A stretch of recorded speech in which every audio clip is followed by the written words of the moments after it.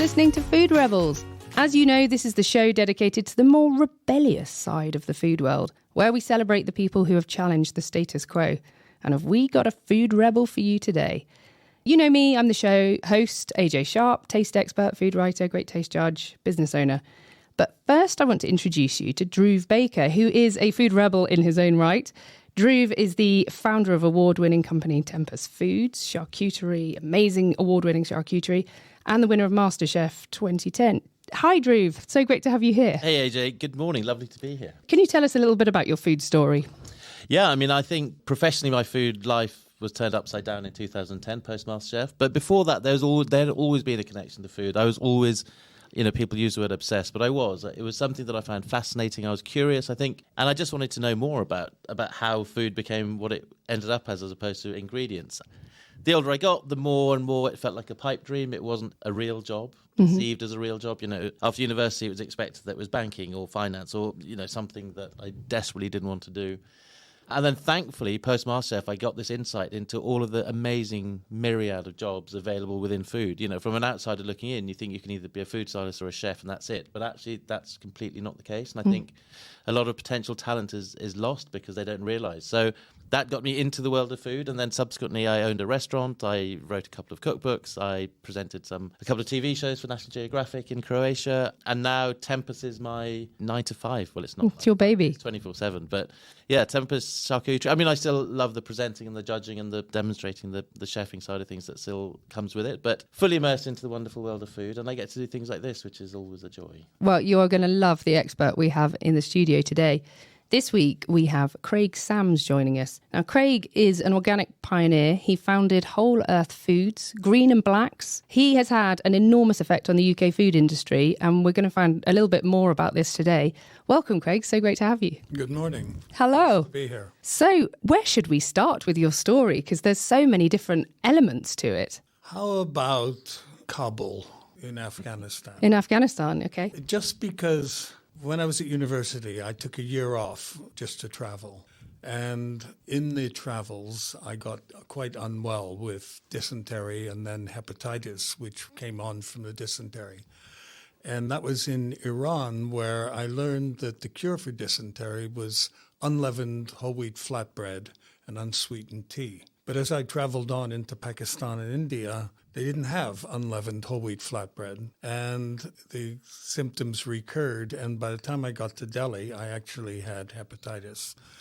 I carried on traveling, and from Peshawar in Pakistan, I took a bus to Kabul, and there they had the same kind of unleavened flatbread as in Iran. And the dysentery was cured, and the hepatitis wasn't so bad. I carried on and ended up back at university, met some friends who were into the macrobiotic diet. I adopted the diet, and suddenly all the symptoms of the fatigue and liver pain and the yellow eyeballs and that sort of thing disappeared, and I became a convert to the macrobiotic diet for life and have followed it ever since.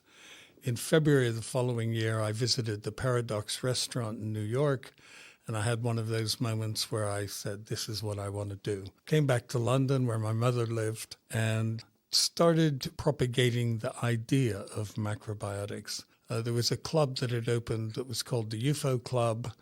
It was where the Pink Floyd got their start, and where the kind of emerging, I hesitate to use the word hippie, but it's the word that describes it, scene was emerging. And so I supplied the food. So people would go down, listen to the Pink Floyd, and then go and get something to eat and be confronted with brown rice rissoles and falafel and stuff that they never really seen before. By February of '66, I had opened a small restaurant in Notting Hill.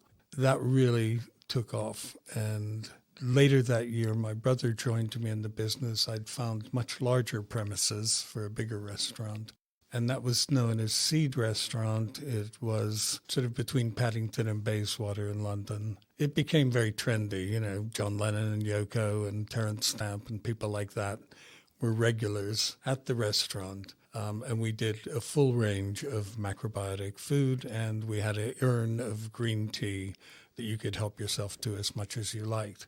people started saying, look, I don't want to have to come here every time I want to eat brown rice. Can I buy some from you? So we started packing the foods and selling it to people who came to the restaurant. And then my brother Gregory got a shop together in All Saints Road in Notting Hill. It was called Ceres Grain Shop. And for a while, the health food trade used the term grain shop to describe the other shops that were opening up like it, that you could go in and buy brown rice, millet, buckwheat, seaweed, miso, all these foods that nobody had ever seen before. And we started wholesaling to other shops that were opening up like that. And then health food shops wanted to get on board. And so they would buy our pre-packed brown rice and other grains and Japanese foods. We called the wholesaling company Harmony Foods. We opened a bakery next door to our shop in Portobello Road that was the first bakery to do sourdough bread. My brother would buy wheat from farmers who were members of the Soil Association. There wasn't any certification in those days, but you assumed that they were organic. He would mill it, and then the flour would come to the bakery, and we'd bake organic whole wheat, sourdough, and other breads. We did use white flour, but only for the crosses on the hot cross buns. But otherwise, we were 100% whole grain. Fantastic. We'd created the first sugar-free jams, which were sweetened with apple juice, approved by the British Diabetic Association. Our peanut butter was really going well. But the other products were anybody ultimately could put brown rice in a bag or beans or whatever.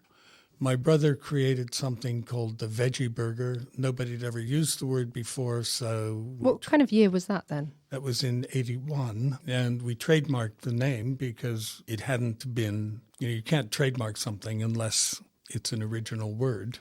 So we launched the veggie burger. I licensed all of the brown rice and beans that were the Harmony brand products to another company and concentrated on peanut butter and jam and took that through the 80s. Peanut butter was very successful. We launched the first organic peanut butter, and it was in Tesco and doing really well. I was looking for another source of organic peanuts because we were struggling with the one we had.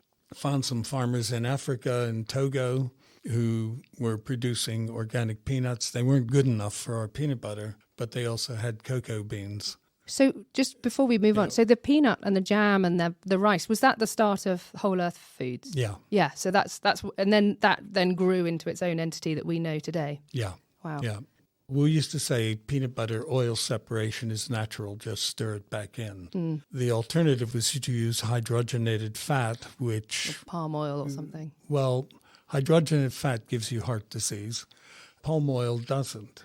And in those days, palm oil was not the sort of vilified ingredient it is now. In fact, most of the palm oil that gets burned, it's biodiesel, which is, I think, just revolting that you take food, you deforest Indonesia, take food, and then mix it with diesel because it's renewable and, somehow that's virtuous. But Oh, wow. EU regulations subsidize that sort of thing. And we burn rapeseed oil here in England. You see fields of wheat and barley. They get turned into ethanol and mixed with petrol. But, a child dies every 7 minutes of hunger. An adult dies every 5 minutes of hunger somewhere in the world.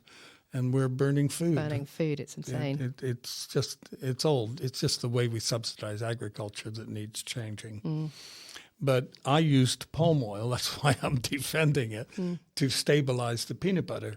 And that meant you didn't have oil separation, and then Whole Earth Foods went on to be the number one peanut butter.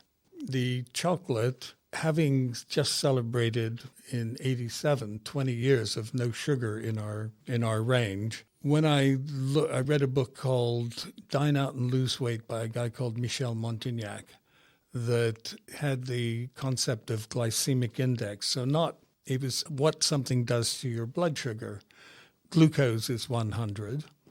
That's the standard. Brown rice was 65 because it takes longer to break down. Whole wheat bread is somewhere around there as well. 70% dark chocolate was 22, so quite low. So when I was dealing with the farmers in Africa who had the peanuts and the cocoa beans, we got a sample made of a 70% chocolate to see what it would be like.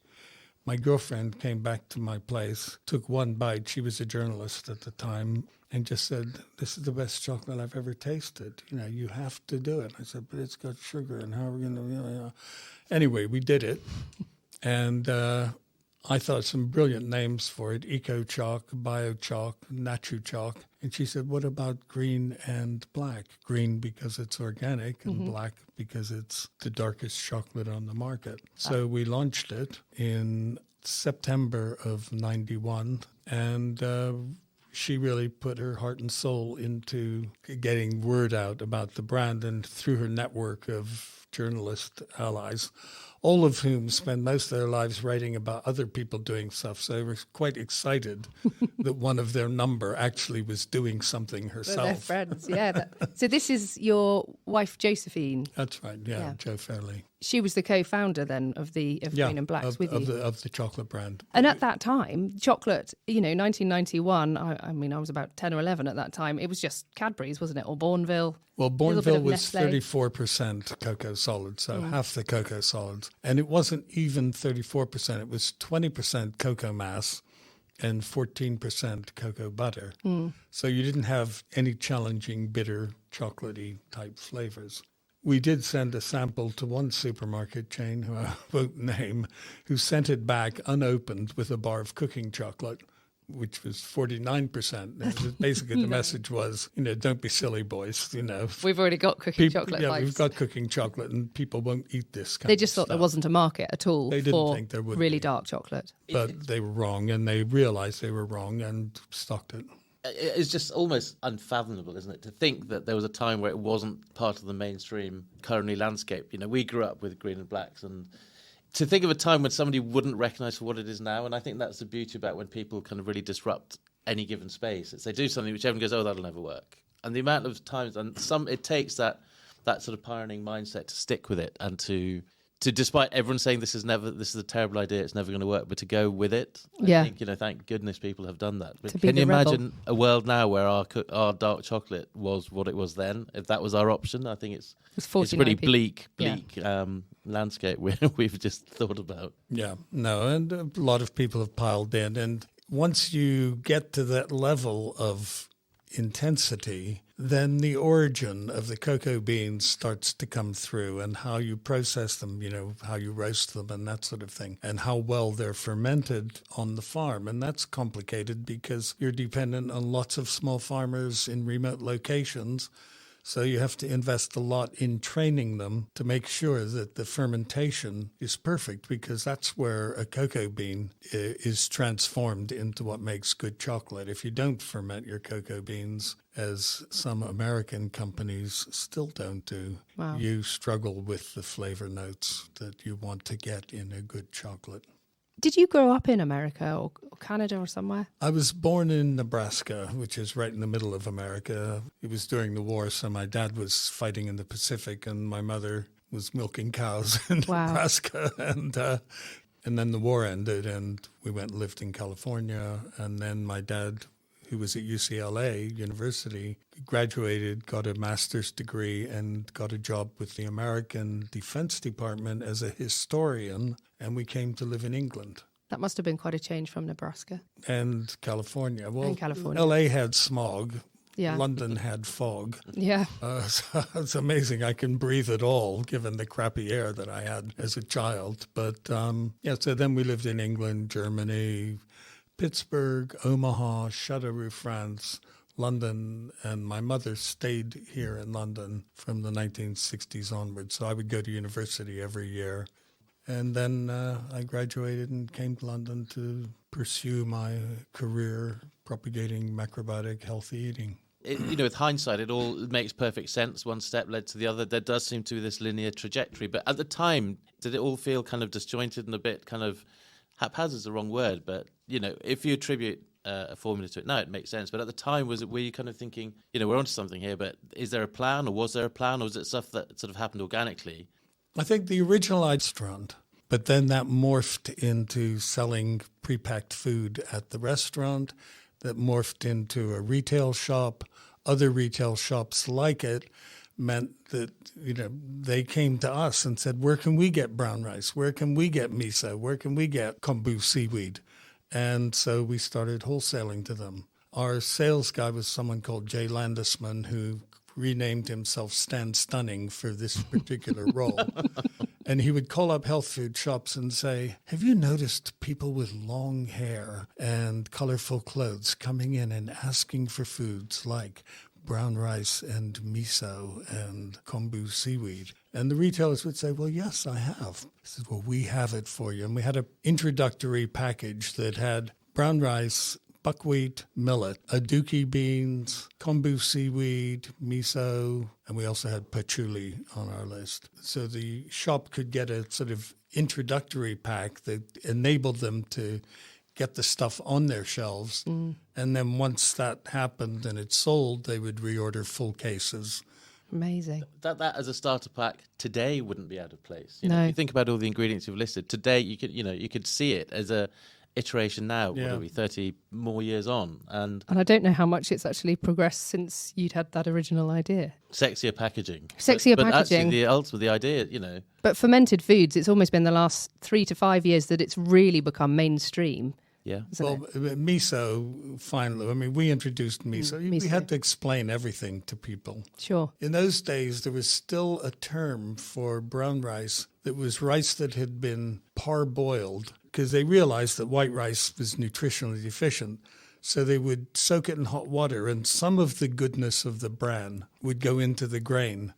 So, in fact, when we launched it, we called our brown rice whole rice to differentiate it from unwhole white rice or parboiled rice. Yeah, no, things have moved on just unbelievably. And, I think there are certain things have changed. Bread of all kinds is much healthier than it was in those days. Brown rice is better than white rice. Nobody, the amount of hydrogenated fat we ate in those days. Doctors were telling people in the 1980s, you've got cholesterol, stop eating butter and eat margarine.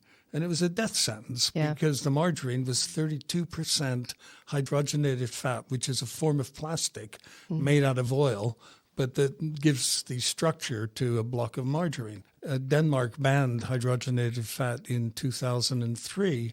Their heart disease deaths went down 60%. Ours started rising exponentially. Well, now they're going down because nobody eats it anymore. But it was when you think of how many doctors across the country were taken in by that particular story and told people to stop eating a healthy food like butter to eat an unhealthy food. I mean, now margarine is all made with coconut oil, palm oil, shea butter, whatever, but it's not, you don't get hydrogenated fat anywhere anymore. You and Josephine, you set up this business. You were the first products to carry the FairTrade mark. Is that right? Next year is the 30th anniversary of the FairTrade mark. Wow. FairTrade Fortnight is in March because in March of 1994, we launched a product called Maya Gold that was based on, it was grown by Maya farmers in Belize. I had gone to a ceremony, the deer dance, which is a Maya 4-day dance that they do. And on the night before the final day of the dance, they had a ceremony where the prioste or shaman would pass around a cup of cocoa that was flavored with allspice and a leaf called Choisya ternara that we call Aztec mock orange. So I tried to emulate that flavor with orange extract, spices, and basically our chocolate that we already had. We called it Maya Gold. The Fairtrade Foundation went out, saw the deal that we had set up with the Maya farmers. They were getting 55 cents a pound for their cacao, and it wasn't enough. They were abandoning their plantations. I offered $1.25, which seemed like a lot to them. In fact, we ended up raising it to $1.75, which is more than 3 times what they were getting from the American company that was buying their beans. And so the Fairtrade Foundation were happy, and it was the first ever product to come out with the Fairtrade mark. It got so much positive publicity that supermarkets who had turned us down previously, suddenly they wanted green and blacks. People like Equal Exchange and Tradecraft, the fair trade companies that didn't carry the mark because they felt that was only really for the capitalists, so to speak. They all jumped aboard, and suddenly the fair trade mark was on tea, coffee, obviously chocolate, sugar, and bananas. And that kind of laid the foundations for fair trade that they will be celebrating next year. Wow. And in fact, when we sold Green and Blacks to Kraft, who then became Mondelez, the CEO of Mondelez rang me up and said, next week, Craig, I'm giving a talk in Abidjan, and I'm announcing our program, which we've modeled on what you guys did in Belize. We're calling it Cocoa Life, and we're putting $400 million behind it. And just about a month ago, the Fair Trade Foundation sent out a press release announcing their partnership with Cocoa Life, which they have never, ever partnered with anybody before. But they felt that Cocoa Life was so completely in tune and harmonious with fair trade that they wanted to work with Cocoa Life on moving things forward. So I personally take much satisfaction from the way that the fair trade mark has just moved to such a strong position. Mm. I mean, legacy is a very big word, but that's definitely the word I'd attribute in this case. And I think I've got to put my hands up and say I feel like a terrible guest presenter because I've just not said a word because I'm just sitting here listening to Craig's words because it's fascinating. Each of the brands or the products we've looked at, each one has had a profound and monumental effect in its own space. And I think to have done it once, people kind of would be pretty proud of it. But to have done it over and over again, I think Craig shows something that I find incredibly compelling as a producer, but also the consumer, to realise that there are products out there which genuinely do set about doing good as opposed to the greenwash that we've sort of seen so many times. I think from all sides of it, it's just an incredible story and certainly one that I find really inspiring. It's ahead of its time, isn't it? I've been wanting to say that, but it was ahead of the curve in so many ways, or all of these. I know, you got people now launching brands going, we care about your health as well as, the environment. You're thinking, well, actually, there's a lot of people here who've been doing this for decades. Yeah. Certainly one. So you and Josephine went on to have some kids, and they've set up their own company, haven't they? They were the kids from my previous marriage, Rima and Kareem, who set up Gusto. We'd had a celebratory party at the Groucho Club in 1987 where I made a very potent non-alcoholic brew of ginseng, Siberian ginseng, a Chinese Taoist monk formula, and guarana. They took some of that drink and continued to enjoy it for a year or two and then said, why don't you market this? And I said, why don't you? And so they started a soft drinks business called Gusto. We've got some here, actually, to have a little taste. Yeah, we have indeed. Yeah, they look, the packaging's gorgeous. Is that okay if we have a little taste of these? What have we got here? That is the world's only cherry cola that actually contains cherries. Oh, wow. Well, because you can do it with artificial almond flavor and get a cherry effect. So these are real cherry. Oh, wow, that really packs a cherry. You get that kind of almondy effect that you get when you've used whole cherries. Lovely. I've only really ever had one cola with a cherry note to it. And it just tastes wildly artificial, whereas this doesn't. It's not that kind of assault on your palate. It kind of makes sense, and it is delicious. Delicate effervescence. So have you been involved with Gusto Organic? Oh, very much so. So my kids launched it, but I already had the infrastructure, warehousing, distribution, etc. They did the sales, and it really took off in coffee shops in Holland and Barrett here, and quite a few sort of coffee houses and bars in Soho and Bristol and places like that.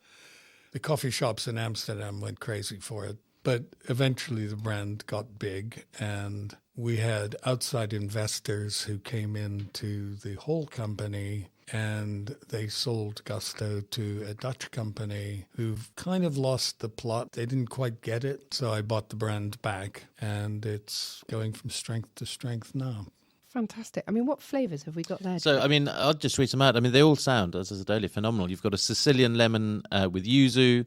There's the real cola. There's the fiery ginger with chipotle. There's a Sicilian blood orange and the naturally slim cola. But I'm intrigued by this Sicilian lemon and yuzu. Yeah, I love yuzu. Yeah, it's just, I'm going to give that a little, not a shake, I'm just going to turn it over to mix it through. But I think... Yeah, be That careful. It's just turn it fizzing over, everywhere at the moment. But this is why radio is a better medium than television, because you won't see what I've just done with that. I'm not going to pass you that one, Craig, don't worry. And I think we'll agree that I won't pour again. Oh, yeah, the yuzu comes through immediately. That lovely citrus, lemony, almost guava-y punch. There is that, and that amazing florality you get with it. And I think the two, they're balanced perfectly. You know, that is incredibly refreshing, I think. And it's quite a delicate effervescence, isn't it? And although there's a nice sweetness to it, which I enjoy, because it's so many products now, particularly drinks, are not putting any sugar in at all. And you lose body, you lose flavour, you lose depth. But there's not a lot. You finish with quite a clean palate at the end. Yeah. Well, the sweetener in all of these drinks is agave, Is it? which is a Mexican cactus from which they make tequila. It doesn't affect your blood sugar level. It's got a lower glycemic index than glucose or sucrose, sugar. So you can drink the drink without getting a sugar high and the subsequent sugar crash. This is what I need to be giving my kids, isn't it? Yeah. Rather than honey or... Well, honey is still basically, in terms of glycemic index, the measure of how something affects your blood sugar. Honey's pretty much up there with sugar. And, Is it? Yeah. Yeah. I feel like I can listen to you all day. Yeah, I'm slightly kind of now just trying to process everything, because just understanding or listening to the various strands. But I think there's a kind of real cereal kind of, not CEREAL. Yeah. But yeah, you know, any of the products has kind of gone on to do what looks like genuinely disruptive things in the individuals, but not for the sake of doing... What I like is that the starting point seems to have been the same, which is in order to do something good for what you're putting into your body, and it's like everything sort of followed from that. It doesn't feel like a manufactured or created narrative. It is one that is 100% makes perfect sense, and I think as a consumer, you kind of realise that there are better alternatives with no compromise on flavour. I really notice, you know, we have all these awesome kind of food rebels coming in here to the studio. People where they followed something they genuinely love and they're genuinely passionate about, and that you're kind of following it from a, hey, we should do that, rather than a sort of, we've got a business strategy and we've looked at the insights and we know that this is on the up. You can't have done that because that information can't really have existed at that point. I've never really sat down and done that sort of strategic planning. Most of the stuff that I've ever marketed started in my kitchen as feeding myself. Oh, it's amazing. Thank you so much. It's been, I feel like I could sit and listen forever. Yeah, absolutely. Unbelievably, we are out of time though. Thank you so much to our brilliant guest, Craig Sams from Green and Blacks and Whole Foods Earth. Thank you for coming in. And thank you to our guest presenter, Dhruv Baker. We're both a bit in awe, I think, now. I genuinely am. I am very much so. It's been an absolute joy, Craig. Thank you for... Well, lovely to talk to you about. I would have happily listened to that for hours and hours. Me too. Thank you. You've been listening to Food Rebels. We broadcast live at 5 every Wednesday through radio shows and stations around the UK and further afield, as well as podcasting apps, all the usual ones, iTunes, Spotify, Audible. If you're interested to appear on the show, please do get in touch on hello@foodrebels.co.uk, as we'd love to hear from you, especially if you've got a rebellious story to tell us.